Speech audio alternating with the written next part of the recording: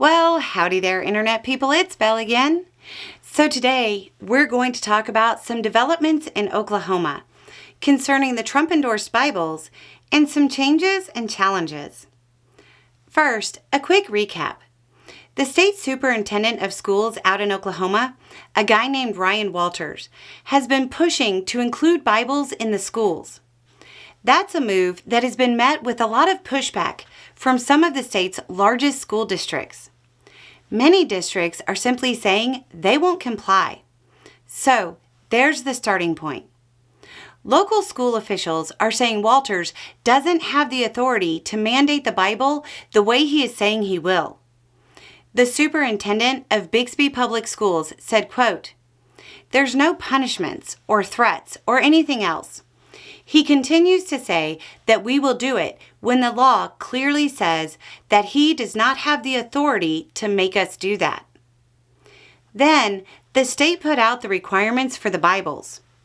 The requirements miraculously lined up with the Trump-endorsed Bibles, so closely that some said the requirements might violate state law. The media coverage was pretty consistent. A spokesman for Walters said, quote, "Unfortunately, there have been false reports that have been repeated by numerous, supposedly credible, news organizations that the state's RFP was catered to one specific organization." This is something the Walters team is pushing back on. Again, because that would probably be a no-no under state law. Now the requirements for the Bible changed. The Bibles will no longer have to include the Declaration of Independence or the Constitution. The amended requirements don't require all of the text to be in one book. Publishers also have a longer window to respond to the request. On top of the pushback from the schools and the purchasing issue, another problem has arisen. A man is asking a judge to issue an injunction blocking the purchase. Then, there's another question that has arisen. Where's the money coming from? Normally, when that gets asked, it's a rhetorical question about government spending. But in this case, it's a little different. Representative Mark McBride, who is the chair of the House Appropriations and Budget Education Subcommittee, said, quote, "I'm curious where that money is coming from.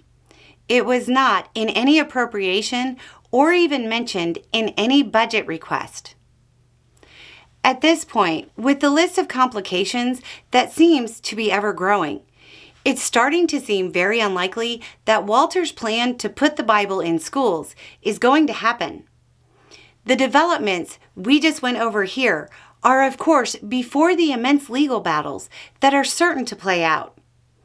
It's probably worth mentioning that the current state Supreme Court in Oklahoma seems to support a divide between church and state. They shot down public funding for a religious charter school recently. It seems unlikely that the court would then support millions of dollars going to purchase Bibles for public schools.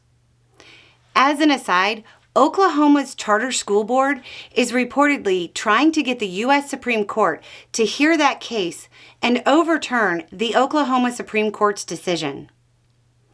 It's likely that the situation playing out in Oklahoma becomes a testing ground for those who would like to see U.S. public schools adopt a more religious stance. So, this is a situation to watch. It'll have implications for years to come. Anyway, it's just a thought. Y'all have a good day.